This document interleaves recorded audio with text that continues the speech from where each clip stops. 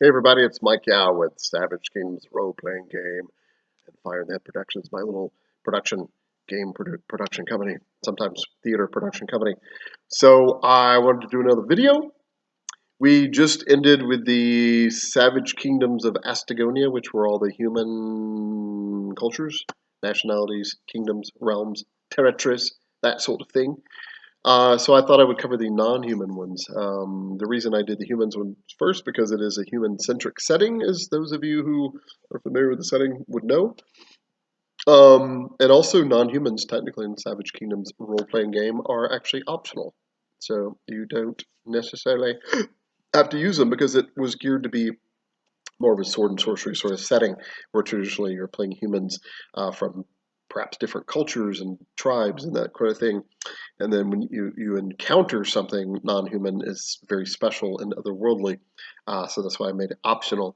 And even if you're using them, there's statements in the book about how to use them, perhaps sparingly, or make sure the player choosing to play a dark Sidhe or an Alunashi or a Chennari or a Duergar, whatever, does it with some respect and tries to not just be, I'm a human with a big beard and who's short, or I'm a human with pointy ears and beautiful skin, or whatever. It's more to it than that, right? So they would have deeper cultures, and a lot of these races, particularly in Savage Kingdoms, um, all of them really are older than humanity. They have deeper, richer cultures, and they're in sort of an age of fading, actually, because that is why we are in the age of mankind or age of humankind. So anyway, this video in specific, that's a long way getting right to, isn't it? Is specifically about the kingdom of Celendoril. So, um, Celendoril is spelled, so just to get this out of the way, it's spelled Celendoril. So a lot of people would want to pronounce it Celendoril or Celendoril or even Celendoril if you're doing the hard C, which is actually what it's supposed to be. But technically the pronunciation is Celendoril. Celendoril. Celendoril. Celendoril. Although Celendoril sounds kind of cool, and Celendoril sounds even kind of cool, and Celendoril sounds perhaps even better. But it is technically Celendoril if you're pronouncing it as the she would.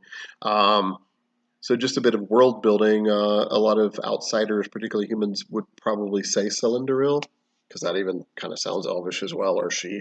But it is technically Celendoril. I based it on the hard C, Celtic hard C, which I personally kind of prefer linguistically. And Tolkien sort of did that with his elvish. So the little bits of she tongue, she language that I created for Savage Kingdoms, it's sort of based on Tolkien. I actually learned to speak High Elvish a long time ago, Quenya, and I even taught it a few times at DragonCon and some of the panels there. I've since forgotten half of it or so, and I could probably quickly relearn, but a lot of it's stuck in there. And I used to be able to write in Tengwar. I can't remember hardly any of that. The spoken stuff, I still, like I said, remember maybe half of it. So anyway, having known Quenya, I wanted to do something different with she. Not that I've written a whole language out of it. I've written maybe there's like 200 words in the vocabulary that I've come up with and a few phrases or whatever. But I wanted it to sound like that. I like Tolkien's, particularly Quenya, Sindarin or Sindarin. Grey Elvish is also really cool because it's based more on Welsh, but for some reason I connected more with Quenya, which is kind of the Latin version of Elvish, and Middle Earth. It's the older form of it. So anyway, so that's a long way of saying Calendoril is based sort of on that. So if you actually know Quenya, Kellen actually in Tolkien's Quenya actually means silver, but I actually made it turn into gold, and so I do use the same word in this case, but instead of meaning silver, it means gold. And Doril, if I recall, has a couple of interpretations because in my she language, Dor means realm or kingdom. So Kelendor would be, you can even just stop. You could probably call, Calendoril could actually be called Kelendor, and it would actually probably make sense because it means golden realm. But Doril, real means, if I ever recall, means wrought of gold. Is that how I made it? Or gold-like? So it's a long way of, it's a poetic shortened form of saying kingdom of wrought gold or kingdom of gold like. And so it's supposed to be realm of the golden leaves. But I don't think the whole name is in there, so it's kind of a shortened word. Those of you who are familiar with Tolkien, though, you know that like Lothlorien is even a longer name to actually spell out the whole Kingdom of the Dream Blossom or something, whatever it's, I think that's what it is. Gosh, I used to be much more sharper on my Tolkien Middle-earth stuff, but anyway. So, Celendoril is where we're starting, and instead of starting in the Gazetteer with the actual Celendoril, I'm doing it myself, Celendoril entry, we will start with the page that I just had and then suddenly weirdly lost, and that is about the Alunashi.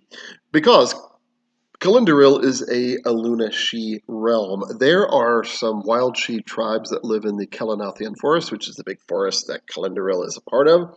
So they're really two different things. It would be like saying I live in the town of the state of Appalachia and the Appalachian Mountains. It would be like that could be the thing, but that's weird. So really, Celendoril is the kingdom within the Kelenathian forest, but some people might say the forest of Celendoril, and that's perfectly acceptable to an outsider, I'm sure. So anyway, the main race that lives there are the Alunashi. And like I said, the wild she tribe, some of them live deeper in the forest. So Celendoril used to be a realm with sky citadels, so a whole sky city. I know that's not particularly original. It's not hugely overdone in fantasy, but I wanted to kind of convey high elves, like in a more D&D sense, and kind of sort of in a Tolkien sense as well, but mostly in a D&D sense, where sometimes the term is almost taken literally. The high elves they live higher up, they build towers and that sort of thing. So I kind of took it a step up. Again, it's not entirely original. And they once had the sky cities or wind cities or wind citadels. And there were as many as 4 of them at one point, I think, as in my lore, maybe 5. But over time, they've lost their buoyancy because magic. It's also very symbolic of magic fading from the world, and also the power, the great architectural, magical ability of the Sidhe fading as well. So the Sky Citadels no longer float. Legend has it, and I'm not even sure if I've even decided yet or not. The last time any player characters went there in a campaign run, I can't remember. I think one Sky Citadel was still in the sky. So if you're asking me official canon, how many? It's either 1 or 0 Sky Citadels are still up. So which means there's either 3 or 4 that have actually landed. They're on the ground. So none of them crash. Like it didn't suddenly like cartoonish like crash to the ground. The Citadels. You're free to make have that happen in your version of Savage Kingdoms if you're game mastering it. But the official canon, I suppose, if you want to call it that, they just kind of lost over time. They just started to kind of lose their buoyancy, as it were. Legend has it there's these great items called windstones that kept the sky citadels in the sky. In fact, there was a might have watched a few of this. There was a campaign we were running here online that we were recording it on YouTube, and I was posting it. I think we had, I don't know, 4 or 5 episodes called "The Windstone of Celendoril," or no, Celendor. The Windstone of Celendor, Celendor. So Celendor is the name of one of these sky citadels. So apparently, in the adventure, a couple of dark she approached the player characters and had mentioned they needed help to find the windstone. The reason they needed help was because apparently there was a warding spell that shunned the dark she from going out to go to the place where they needed the windstone. I don't want to give too much away, and plus, in fact, I can't even quite remember all of that was the general plot line. So, which was supposed to be kind of a hint to the player characters, like, well, maybe the dark she were being hedged out for a reason, or maybe it's just the dark she were being screwed over, and maybe they are justifiably. But in any case, the Windstone is supposed to belong to the Alunashi Celendorilian city of Celendor, and that's why it was called that. So they were requesting for this Windstone that has the power, the enchanted power to cause the cities to float. So apparently the old magic of the Windstones is fading, etc. Blah blah blah. So that is what's going on in Celendoril, in an overarching thing. It used to be they had these cool sky citadels of Celendor and Notherian, I think was the name of the one. I've got all my my deeper game master notes about Celendoril over in a notebook, because even I don't have it all stuck in my head. But anyway, those are some of the places. So I'm just going to read from page 47, right here, right there. So page 47, Alunashi. There's one of our she folk. She's quite lovely. She's probably represents really more of a dark she with a darker hair and slightly darker skin tone. I couldn't decide between the dark she having like dark hair, and it was one reason they were called dark she, other than kind of because they don't really live underground like drow and dark, and they can, but they live more like in the deep darker forests, and in these hidden cities that are sometimes partly underground, or they're just so hidden deep in the forest that they do kind of dwell in shadow, as it were. But also wanted to be called dark she because maybe they are all like solid black hair. So I kind of went in between and said that some of them have dark hair and others just have kind of very kind of silvery white hair, so almost in a sort of traditional sort of drow type dark elf of Dungeons and Dragons, which I tried to mostly get away from, but I did pay a little bit of homage there. But anyway, back to the Alunashi. Very scattered mind today, so I apologize. And I never edit these things, so we'll fly with it. Hopefully, it's entertaining enough. All right, so the Alunashi, I'm going to read from. Well, first of all, what does Alunashi mean? So, as you've noticed, the she is spelled Sidhe. It's based on a Gaelic word. That's why it doesn't read as it probably sounds. A lot of people want to say Sidhe or a Sith or Sid. Now, if you say Sith, you're actually getting kind of close. Actually, weirdly enough. So I think George Lucas, when he came up with the Sith, I think he was actually trying to like homage the she a little bit. I think he might have did that on purpose. If not, cool, it's fine. It works out. It's his world, and it's still different enough. But I think he was actually kind of going for that. So Alunashi, particularly, they are considered the oldest form of the she, the purest she. Aluna means, I've kind of gone back and forth on the meaning. Let's see what I decided officially, if I even wrote it in here. So Aluna basically means primal essence or essence. Or primus or first, as in first elves. It is also a word sort of somewhat associated with radiance or light. So basically, is my excuse to make it work for both light elves and first elves. Light elves as opposed to dark elves, and the first elves. But before there were dark elves, there was just the Alunashi, so there really no reason to call themselves light elves. So really, probably it means more like the first ones, the chosen ones, or the primal ones.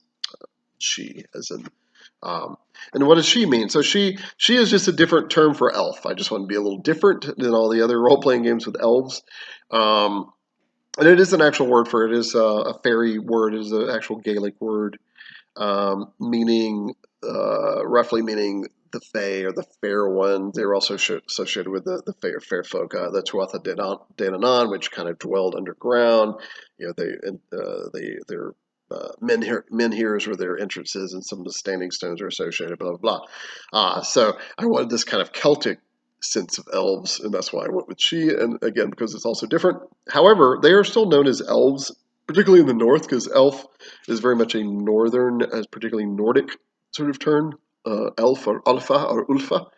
Or Ulfar, or, depending if you want to pluralize it in what part of Scandinavia, blah, blah, blah. So they are, in the setting of Savage Kingdoms, they are still known often in the north, particularly as elves. But in most of the other parts of the world, particularly in the west, which is sort of my Celtic sort of area, they're definitely known as the she.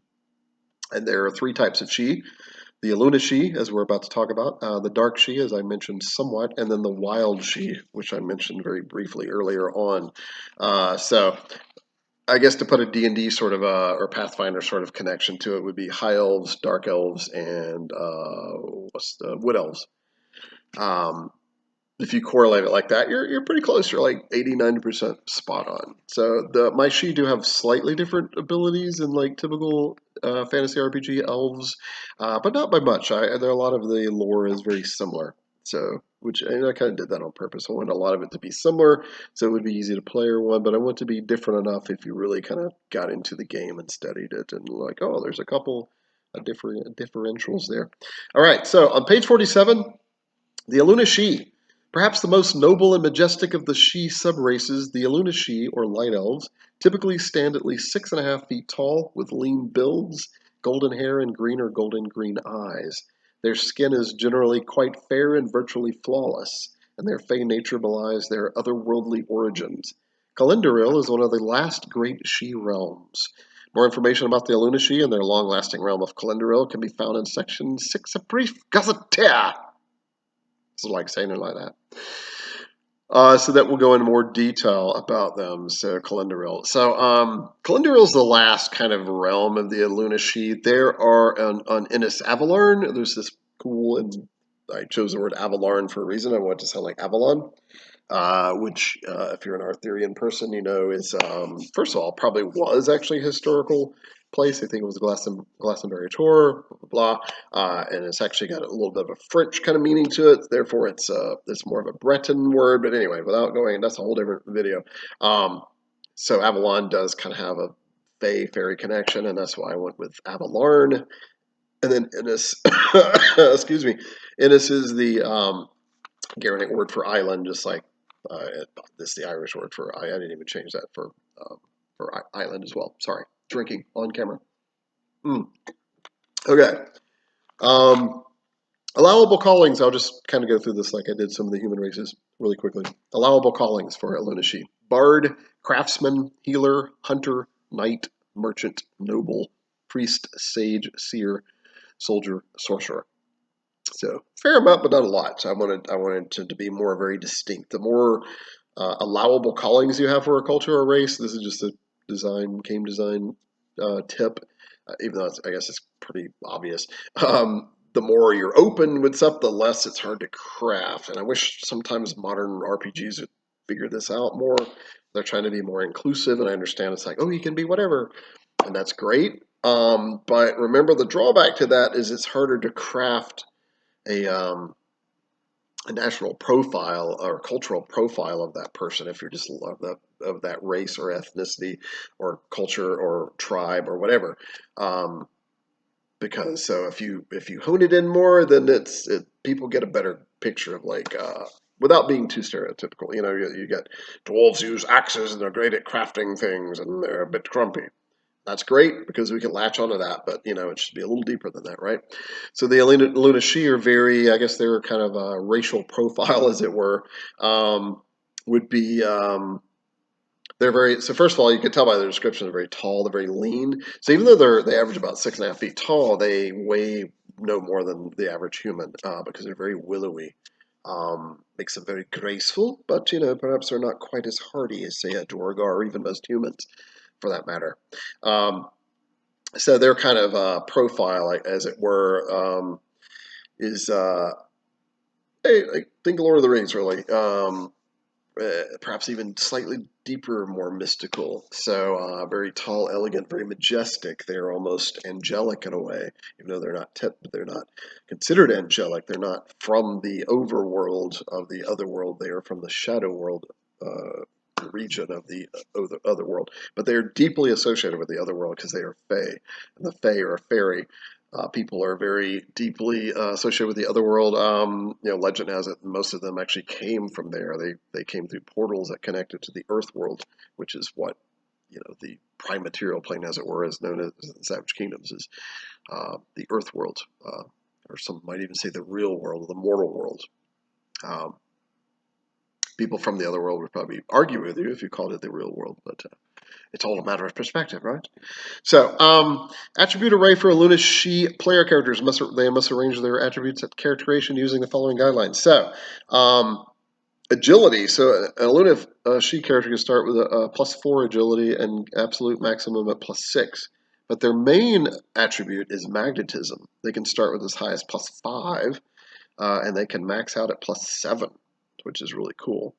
Absolute max, which isn't technically absolute because I think there is a blood talent angelic, which I think Alunashi can get, that could potentially increase it to +8, which is pretty incredible. That's like, say in D&D terms, like a 24 charisma, 23 charisma, yeah, something like that.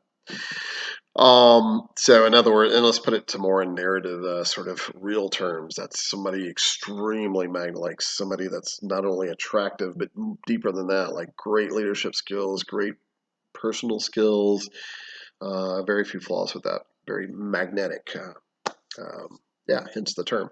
And they can start with as low as a -1 magnetism. So the lowest you can start is magnetism-wise, and Alunashi is -1, just slightly below average.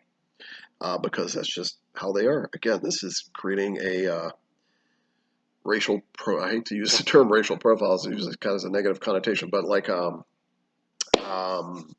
hallmark, yeah, cultural notoriety as well. All right, so also their lowest one, vigor, is they're not the greatest at. Like I said, they're being kind of tall and thin. You're not necessarily built the hardiest physically. So vigor can start as low as -3. They can start with the highest they can start with the vigor wise is +2, and their absolute maximum is +4 through advancement and etc. So there you go. Everything else is kind of like is fairly average: physique, intellect, willpower. They can, yeah. So, all right. Special abilities of Alunashi: cold iron susceptibility. Alunashi take 2 additional points of health damage when struck by cold iron weapons. That is, iron weapons not forged by fire. To let you know what cold iron means, it also mentions it more in the book, back in the gear and supply section. In fact, it is an unpleasant experience when she even touches an object made of cold iron. So even just touching it doesn't do any mechanical damage, but role-playing wise, yeah, it doesn't. It's not very comfortable. So yeah, they're struck with a cold iron weapon too. So that's kind of one that's like a big flaw. Everything else is or like actual positive ability. So dream trance is their next thing. She do not sleep as mere mortal humans do, but instead must drift into a trance-like rest. Eyes usually remaining open, but still just as unaware as a slumbering human, for at least 6 hours in a 24-hour period. So in D&D, I think it's just called Trance, Dungeons and Dragons, just to put a relation to it here. And theirs is only 4 hours. So here, I want to make it slightly, more gritty and sort of realistic, so to speak, and make it 6 hours instead in any 24-hour period. This counts as 8 hours of sleep for a human in regards to regaining stamina and such. Also in dream trancing, and then I gave him a little ability that GMs can use. Also in dream trancing, she often recall vivid details of past events and even glimpse on occasion flickers of the possible future. GM discretion. So I left that very open. Didn't really attach any mechanics to it to kind of give GMs kind of a cool way, other than like the talent of second sight, to maybe give a cool dream to a she character, or nightmare even, or like some kind of hint or something. Or maybe it's just they're just reliving their past occasionally. So just stuff to kind of play with, or even the player to play with. Like they might even say like, tonight I'm going to specifically try to see if I recall that event when I was 7 years old or whatever. Yes. So, and speaking of which, while I just mentioned age, so I have it later in the book. You know what? I'll get to it later. Never mind. I'll throw myself off, as I probably just did. All right. Their next special ability is Eldritch Affinity. They have knowledge of one of the following spells: Beguile, Conjure Light, or Glamour. Player's choice. So they automatically know, because they have Magic Affinity as a racial talent, which I'm about to get to. That gives you the ability to use magic. You're naturally gifted with it, is what it means. It literally means a magic affinity. You have an affinity for magic, to the point where, kind of like I like the way Tolkien did it in Lord of the Rings, when the hobbits were asking about elven magic and these items being like magic items, and the elves were kind of confused, like they weren't quite sure what the hobbits meant. They eventually figured out. But it was really cool because it was a very subtle thing and I love this. I mean, Tolkien's awesome anyway. Um, that the elves don't often think certain things they do are magical per se, because to them it's natural. It's like I learned to beguile this person. That's just, I was born to do that. I've been doing it since I was 3 years old. Um, obviously you had to learn a little focus or whatever, but or what's the other? Conjure light. I just focus and light springs out, and that's just how we get through the forest. We don't have to use fire as much. Or glamour, I can create this illusion. And the glamour thing is a call out to the Fae, saying, the fairy are very associated with glamour, which is literally the fairy sort of almost Gaelic, Celtic description of illusion magic. A lot of modern RPGs would use the term illusion, but glamour is, to me, even, it's, I don't know, it sounds cooler, but it's also almost its own type of illusion. It's a specific, the way we use it in the modern days, right? Glamour means to add to or to go beyond.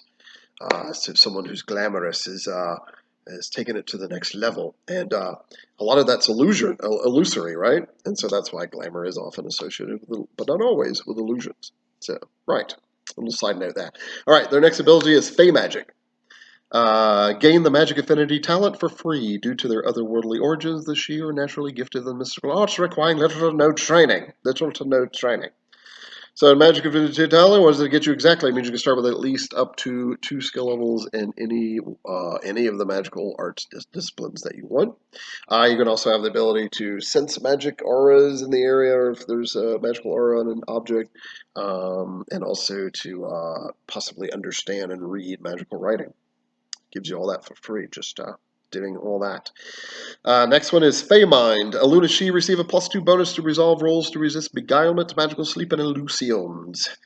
So, just like it says, as long as there's anything you have to do, if it's a resolve roll to resist that kind of stuff, you get a +2 bonus. And to resist beguilement, magical sleep, and illusions is pretty much always going to be resolve. That's a skill, of course, often used as almost like a saving throw from D&D, like a wisdom saving throw, or sometimes kind of maybe even intelligence. All right, next ability they have is Gifted of Lore. All Alunashi gain a +1 bonus to lore and magical arts, air, life, shadow, and water skill rolls. Right, so just like it says, +1 bonus to lore, magical arts, air, life, shadow, and water. So 5 different skills they get a +1 boost to. And as I said before, and as it kind of says in the book, it may not be super clear. Whenever something says you get a +1 bonus to a skill, that means it goes in the other category on your character sheet. As far as writing it out, it goes in the other category. Cool thing about being an other is that it doesn't add to your, it doesn't count as a skill level, so you could still. The drawback is that it doesn't count as a skill level, so it's a good and a bad thing, because skill levels in a skill can also give you skill level achievements, and also, if you hit certain milestones, and also specialties. So a +1 other bonus in some ways isn't quite as good. However, it's good for just adding extra bonuses without actually any kind of training. So, good give and take. Next thing, melee specialty. Gain one of the following weapon melee specialties. Dagger, or long knife in the sense of elves, and lance, longsword, or spear.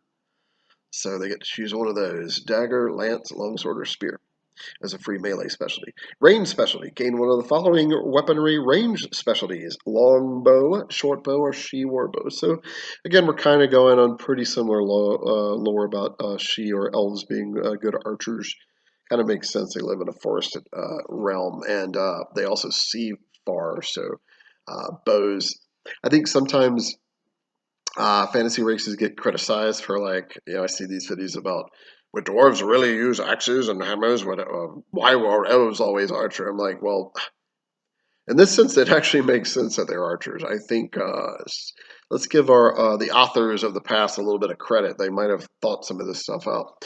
Would they always be using this? No, of course not. But I think elves as archers makes complete sense. Seeing further, at least the Shi in my world, seeing further than a human and living in a forest environment. A bow is like the obvious thing, actually. So longbow, shortbow, or Shi warbow. Shi warbows are really cool. They have armor piercing at 3 if you can afford to start with one or find one, and really awesome range, and maximum damage of, I think, 25, whereas a regular longbow is like 20. I may be wrong there. It could be 30. All right, the next thing they get, probably the most thing they're known for other than the Dream Trance, is Starsight. Alunashi can see in twilight or near darkness as if it were bright daylight, but not in absolute darkness. Furthermore, Alunashi can see twice as far as a typical human, so that was a little thing that have that a lot of other RPG elves don't really have. So again, this is taken from Tolkien, where the Legolas sees very far and is hinted at other elves seeing further, and so I wanted to sprinkle a little bit of that in and sort of quantify it. So you literally can see twice as far as a typical human, and they see in twilight or near darkness, but not absolute darkness. So if it's absolute black, they don't see any better than anyone else. But if there's a little bit of candlelight or a little bit of starlight, hence why it's called starsight, then they see pretty well. Starsight also kind of, when I run games, a lot of NPCs will refer to it as she sight as well. Just a little side note. Favored talents. I won't dwell too long on these because there's a lot of them. So they have a fair amount of battle talents that are favored, particularly archer type stuff and swashbuckling, running shot, things that are more agile fighting based. They tend to be good at. Unarmored fighting, honored duel, gauging opponents, double arrow shot, finessing shot, that sort of thing. Yeah. Only one favored blood talent, angelic blood. So that's right when I mentioned that earlier, so I was sort of guessing. Mystical talents, they have quite a few that would make sense. They're pretty good with mystical things, particularly magic and sorcery, and specifically, so battle mage is one of them. Celestial magic, words of power, lingering magic, enchant talisman, song magic. Song magic's probably an obvious one. She typically are very musical in my setting. Energize spell, meditative trance, enchant permanent object, etc. And there was a couple others as well. Social talents that they're favored with: artisan, bard, comeliness, herald, gift of tongues, sage, steady craftsman, woodsman. Subterfuge talents: feigned attack, hunter, seductive dance. Can be kind of seductive. They're very magnetic. Let's not forget it. All right. Other talents that they're favored with. I won't list all these. So agile climber, animal kinship, cat-like reflexes, keen memory, fleet of foot. Yeah, because they can be fast with them long legs. Healer's touch, stuff like that. Fire in the head. Name of my production company. Favored weaknesses: gaius/taboo. Same thing. I just decided that some people don't know what the word gaius is, so I just /taboo. That's why that exists. Oathbound, obsession with gemcraft, wilderness, or woodcraft. Gemcraft obsession being a little hint to Tolkien again with the Silmarils. Too tall, and waif. Waif means you're a little on the thin side, a little too wafy. So starting languages. Your native tongue is She. I know that's a stretch, isn't it? An ancient and elegant language with a writing system that utilizes flowing letters, sort of like Tengwar and Middle Earth. In addition, you know one of the following if your intellect is -1 or better. Brithian, if you're from Celendoril, which this video is technically what it's supposed to be around. Scythian, if from the woodlands of northern Scythia, because there's a few kind of like splinter tribes up there. Kimrethi, if from the forest of Kimreth, because there are a few tribes there. Mostly it's wild she, but you might find an Alunashi chieftain or living amongst them or something like that.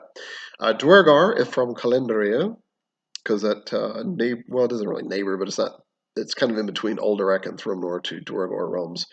Asmondian, if from Lithalor or the Duskwood. I wonder if that's a typo, because Lithalor is a dark she realm.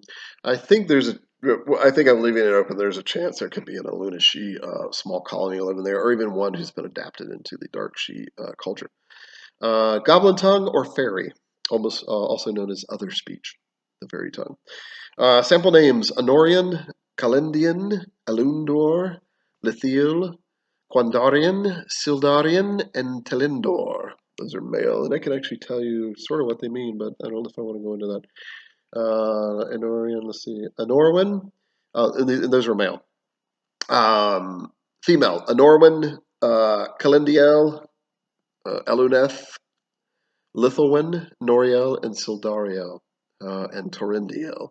So I'm using Win and El very similar to Tolkien. Like I said, I'm trying to make the language sound Tolkien-ish, Middle Earth-ish. So that's why you get Sildarian. Sildarian would mean gray of the gray ones. Sildar, so of the gray elves even. If this were Tolkien. I think in this world, Sildar means star. It means of the stars. in my version of the Elvish or She language. Noriel, I think, means Night Maiden. Celendoril means Star Maiden. Um, Eluneth means first maiden, first girl, I think, something like that. All right. Like other she folk, Alunashi do not use proper surnames unless a member of a renowned noble house. So, if they're from a noble house, say the house of, say if they're from the house of Celendor, so your name might be Honorian Celendor, or you might even be Honorian Celendor, son of Calendian, something like that. So, yeah, they don't just have random certain last names. In other words, unless there's a reason for a last name, like a kind of a known family. So while on this little note, the difference between noble families and commoners in She, almost all is even with the Alunashi, are pretty. There's not a big margin. So the example would be the nobles of Malovia, the commoners, and then say the nobles of Eridor and the commoners are here. With the She, it's like nobles and commoners. So a lot closer because they're a little bit more of a communal sort of nature-based language. But they do have their leaders and their nobles because you still need leadership, and some people rise to prominence over others, and that's just how it is. Cultural item. You may choose one of the following items at character creation, or two by spending a luck point, just like all the other races and cultures, to complement the rest of your gear. So a couple of these really quick. You can start with a She riding horse, same as standard riding horse stats, except +1 to agility and vigor. Comes with light harness and saddle. That's always a good. I've seen several people start with that as an Alunashi. A leather skin or drinking horn of She wine. Non-She drinking of it must succeed in a DL10 endurance roll or be beset by delusions and strange visions for 10 minutes per point of failure. This equates to the stunned condition. So yeah, non-Fae do not particularly non-She sometimes don't adjust very well to it. Fae leather or fine cloth tunic is +1 armor rating, no ability penalty, or skill roll penalty. That's a popular one too, because it's basically 1 point of armor without any kind of penalties. And a pair of fine leather shoes or boots, exceptional quality, -1 penalty for others when trying to track you. So in other words, you don't leave footprints quite as obvious. So that's why they're kind of cool. I wouldn't say they're not magical per se. Almost, they're probably magical in the sense of what I was talking about when Tolkien's elves, when they met the hobbits, didn't quite understand what a magical item was. It's like, we just made this thing and we put a lot of love into it and took a long time to make it because we lived for a long time, and it just produced this really cool effect. So is that magic? I guess maybe. Or is it just something that's really made, really super well made with lots of love and care? Maybe that is magic. All right, so or a 10-yard length of She rope, exceptional quality, +1 athletics rolls when used for climbing. Captives tied up by the stuff face an additional, yes, I used the word stuff, an additional +5 to the DL to escape. And that's kind of reminiscent of the rope that Sam was given in Lord of the Rings. Beautiful Traveler's Harp or Flute, mastercrafted quality, +1 to performance skill rolls when played. That's kind of cool. I've seen one or two people start with that. 3 silver-plated arrows, exceptional quality, causes additional harm to certain supernatural creatures. That's pretty nice. Elegant crystal or semi-precious gem, exceptional quality, has a faint glow equal to candlelight in darkness. So there you go. Contains a little bit essence of the Conjure Light spell, perhaps we should say. All right, general code of honor for Alunashi. Honor the Seelie or Summer Court and the lesser courts of Celendoril and Lithalor. So just to go into more of that, so as I don't typically come out and say that there's a Seelie court in the other world in Savage Kingdoms, but I do like to leave it open. I mean, there's an idea of that. So what the Summer Court or Seelie Court means, or the Court of Light, would be that in the other world, the Alunashi kind of honor the rulers of that area. The summer court, as it were, the Seelie ones. And then the lesser courts of Celendoril and Lithalor. So they're saying that the two realms in the Earth world are lesser than the otherworldly courts, which makes total sense. So anyway, I just want to explain that one a little bit more. The next general code of honor item would be honor and defend all she-folk, protecting even other Fae beings as necessary. So they do tend to like to be protectors of the wild and Fae in general, as they're being quite naughty or evil. Honor the ancient traditions of fairy and the other world beyond. Defend those worthy of defense. Ignore fools and vanquish villains. So they're kind of no nonsense. I like that. They will defend those who legitimately need defense and need help, and they'll ignore people who are just being fools and bringing upon themselves for their bad situation. And anybody who's a villain, they just nothing to do with it, or they will vanquish them, or her or it. Keep the balance of the Eluna Quale, enable nature to exist, function, and provide. That's a semicolon in there, so should have read it as such. Keep the balance of the Eluna Quale, enable nature to exist, function, and provide. So the Eluna Quale is so you remember the first word Eluna means like essence or primal essence, primal source. It's almost like I never could figure out what it meant. Oh wait, I got it reversed. So quale means source, and Eluna means first, like I said earlier, or primal. So Eluna Quale therefore means the primal source or the first source, and that is basically just a poetic way of what we would say in modern speak as nature. Um, Again, to the elves, it's more complicated when you just say nature. It's like that's super broad, but like okay, there's human nature, there's elven nature, there's wildlife, so the Eluna Quale is more of is a deeper, almost like God divine sense of the natural world of nature, as it were. All right, where are we at? Jeez, 41 minutes. What the heck? It's almost like I've been rambling on. Let me go to Celendoril really quick. I mean, I know a lot of people don't really watch these anyway, so this is mostly for my own amusement, but maybe you'll get something out of it. So I'm going to page, whatever, let's see it. Page, heck, I don't know, where is this thing? I think I know the layout of my book. All right, so the Gazetteer Section starts around page 293 or something. There it is. Brief Gazetteer starts around page 300, 302. So this is our chapter divider, which is cool. Probably showed it when I've done showing off the flip through of the book. But anyway, just to let you know where we are. The Gazetteer section is kind of all the world, the geography, and the political stuff, and all the custom is one of my favorite parts of the books, actually. And I've gotten the 3 viewers, I guess there's been more actually, who seem to really like that as well. So I'm glad it's just not resonating on deaf ears. So Celendoril, here we go. See if I can find it. So page 310, I believe, is where we are on the Gazetteer chapter of the. So there's a map of Celendoril. And you can see, I think I have Celendor on there. Yeah, Celendor, as in that adventure that we were running on YouTube, is actually marked there. It's one of the ex-Sky Cities in Notherian. So the darkened one is actually what would be considered kind of the capital. So Celendor is the capital, so to speak. Calendar, I say so to speak because they're not really into that as much in their culture. And Notherian. And there's a couple more that aren't marked on there. So the only reason that would be considered a capital is that's where the king and queen dwell in Celendoril. And very quickly, their names are, because I can't seem to remember, King Telendrian Starbringer and Queen Lothariel hold court at Celendor. That's why it's marked as a capital. Although their political and social power is more symbolic than literal. Yeah. The sage and magician Sildar the Wise is said to still live near Notherian, which is that other city you can see on the map there, as does the great warrior knight Corindil Starrider. Gildarian the Smith, famed craftsman, dwells on the outskirts of Celendor.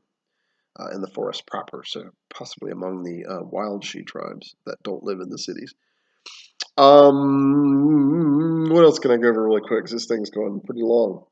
So, religion, like virtually all Shi, the Alunashi, roughly translated as natural source, the Eluna Quale, the primal essence of life and all things born of nature, is still revered and honored. The human deities of the West are accepted as well as mere lesser spirits of the Eluna Quale, and the belief in the Eluna Dole, recognized by the dark Shi and goblin kind, is even respected. Eluna Dole means it's more like the dark forces of nature, the unseelie side of nature, because as we know, nature can be very unforgiving, very beautiful, but sometimes it can be very harsh and doesn't really care. It's kind of the great equalizer, as it were.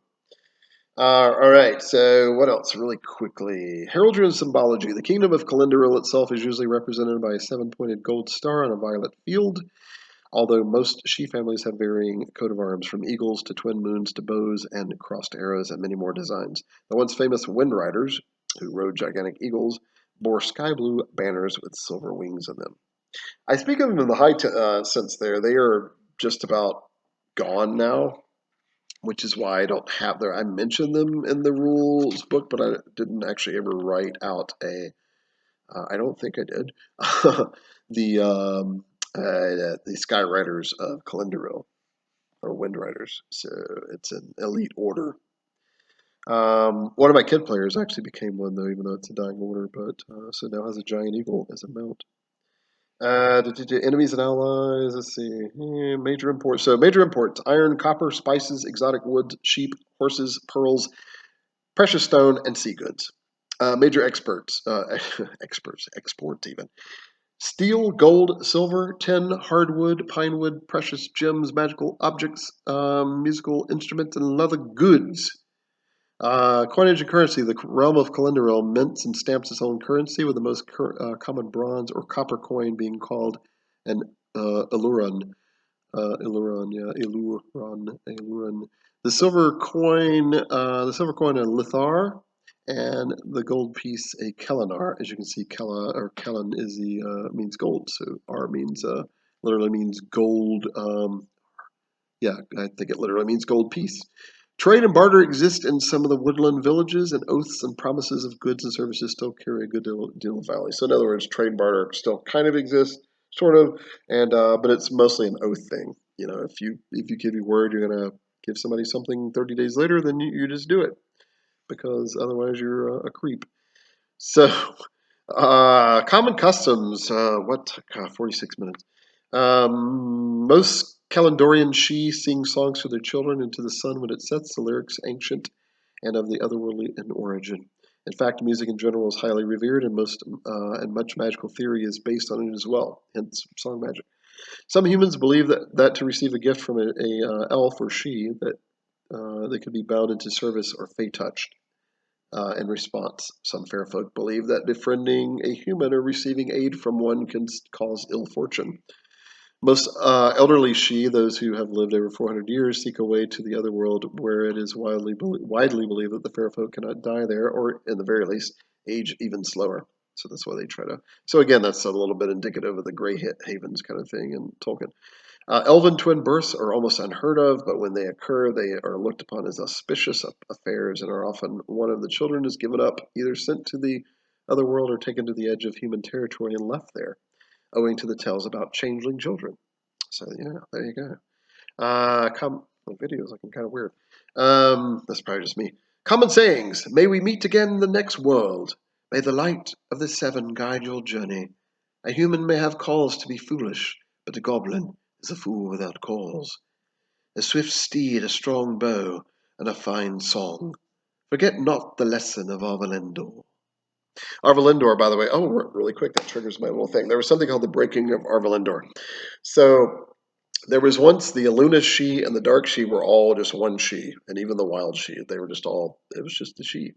And they lived in this giant, in Celendoril, the forest of Kalanathian Forest and the Shadowwood Forest of Lithlor. They were all one big thing. The breaking of Arvalendor happened when there was a rebellion from one of the noble families called if I can remember, the Dolafane. Dolafane. So the Dolafane family broke away and started this big rebellion, rebelled against the current dynasty of the Shi, and therefore created the Dark Shi. So the Dark Shi were the ones that caused the rebellion, and it caused the breaking of Arvalendor. So the realm back then was actually called Arvalendor. It was this big, massive elvish empire, as it were. And the war caused the two realms to kind of separate into two different realms, Celendoril and Lithlor. The Lithlor being predominantly Dark Shi, and Celendoril being predominantly Alunashi, and then some Wild Shi tribes that also live there. So yeah, a little history lesson. I probably should have started with that, because that's kind of a big deal. So it is now known in song as the breaking of Arvalendor, that formed the kingdoms of Celendoril. Much of the territory in between was destroyed, blighted, or cursed, for terrible fairy magics were unleashed in the Great War, whose marks still remain on that region, which is now called the Shadowlands. So that's where the Shadowlands came from, to this very day. Present-day Celendoril, meaning land of golden trees, I was kind of right when I was guessing at it earlier, is but a figment of its former glory, and the Alunashi remaining here mainly keep to themselves. And I think that's a good way to end right there, on a somewhat sad and fading note, because elves and she are a glorious race, but also very kind of tragic at the same time, which is how Tolkien had it in Middle Earth. So, all right. Thanks for paying attention. This was a really long one. I apologize, almost 50 minutes, but thanks for hanging in there for about the elves, Elunashi of Celendoril. I'll do a next one maybe if enough people are watching. Until then, take care, guys, and thank you.